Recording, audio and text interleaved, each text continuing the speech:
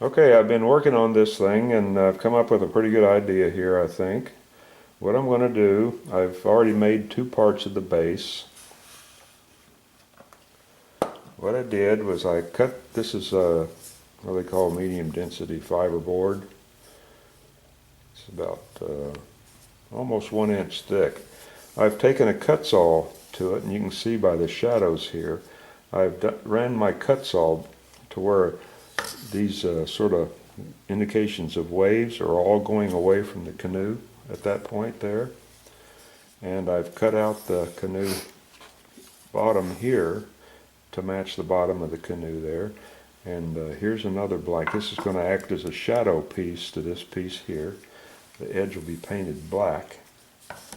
This goes on here like this. Line her up like that. And then the canoe, make sure I got it right, I don't. The canoe goes down inside like this, where the rear end's down into the cutout. The figure will go in here, and it'll be a little more animated than it is here.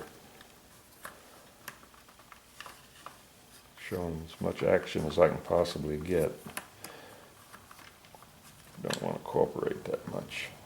There, it shows you something, something like that, where he's really, really paddling, because this is rough water, okay? So what I'm going to do now, here he lost his foot again. He put his foot back. Well, I'll do that later. What I'm going to do now is cut out the large base. So how do I do that? I'm going to take this, I'm going to set it on here, allow myself a border. This is a piece of butternut. I don't use butternut very much. I don't like to use it that much for bases because it's soft. It's easily marked. So, but in this case here, it's going to be a large piece. So that's not going to happen. So I've got my old compass here that I filed off the point on. I'm just going to use it as a guide to, let's get a little large there, to follow around and make my base. It doesn't have to be exact, as Judy pulls my hand out of the way. Sorry. She's been chewing me out already because my body always seems to get in the way of her shots.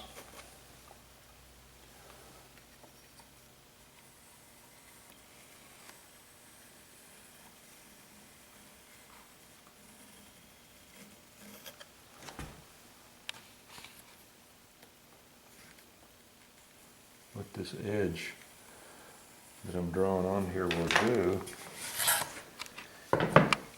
it will give me enough room to where I can route an edge around here and make this not look so massive.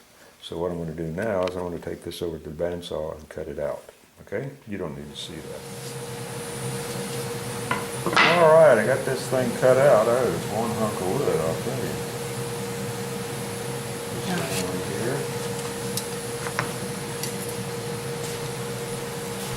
Susan turns off the vacuum. Position this thing on here, see what it looks like. Looks pretty good. How can we tell your arms? She shoves me out of the way again. I had to fill some indentations up here with that just spot putty because this end's going to be up out of the water, so hope some purist doesn't jump on me for using spot putty. There. Now, I think what I'm going to do now is I'm going to put the name tag right here. All right. So here's the side. This is the top. I'm going to turn it over. And it's straight right in here. So I'm going to make a mark right here. And I'm going to make a mark about right here.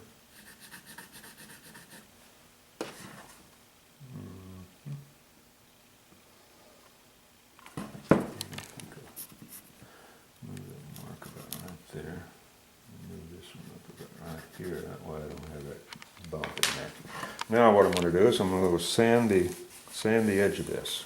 Okay? Okay, this is an oscillating sander. What happens is this thing goes up and down, and this way it gives you a nice smooth sanding surface without any sanding lines. So I'm just going to show you a little bit of this thing.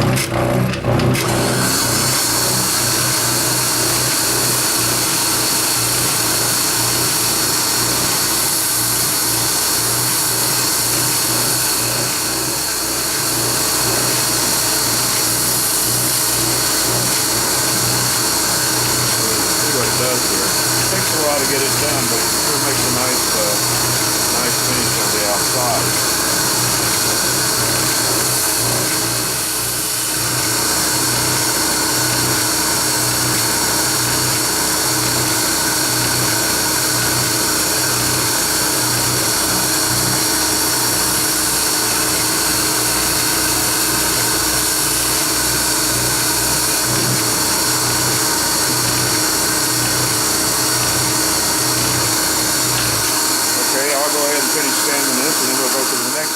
Alright, I just remembered why I don't use butternut. It's just too soft. It's hard to sand, especially on uneven surfaces, just because it brings up the grain.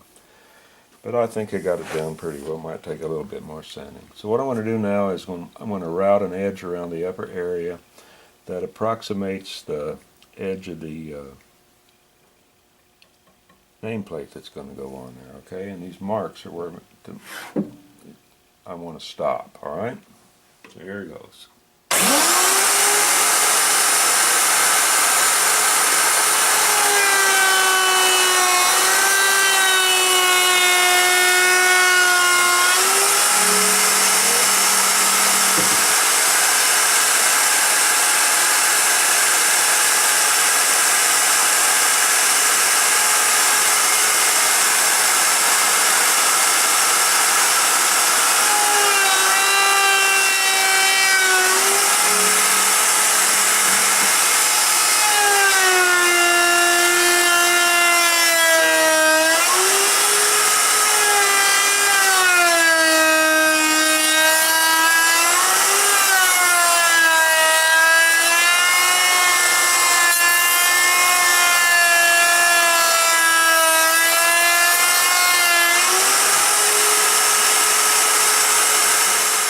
Like I said, I remembered another reason why I didn't use butternut for bases and stuff is it's just so soft that when you run a router, and it's not my router, they're sharp, those bits are sharp, you hit a grain problem like here, you get this roughed up surface.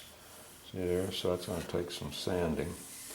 And it also burns. See the burn marks? I'll see if I can find some way to get around that. So anyway, what I had to do was I went ahead and routed the whole way around it. Forgot the name tag there. But it'll look all right. I'm not worried about it. So let's just piece these parts together again. Still, it's kind of frustrating when things don't work out. Line everything up.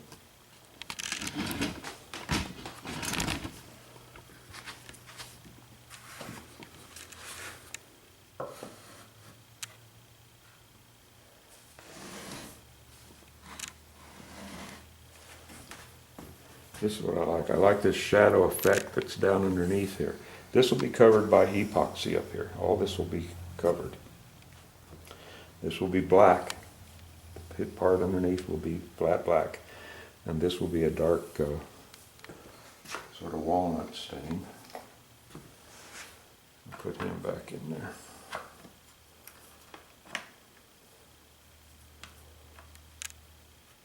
And we'll set up.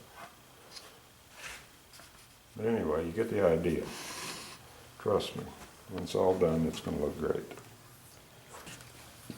A little bit over too much.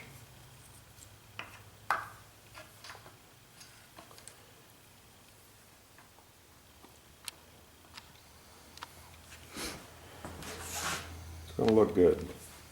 It's going to look like he's paddling right off of that base. which is what I want. Okay? So anyway, we're on our way.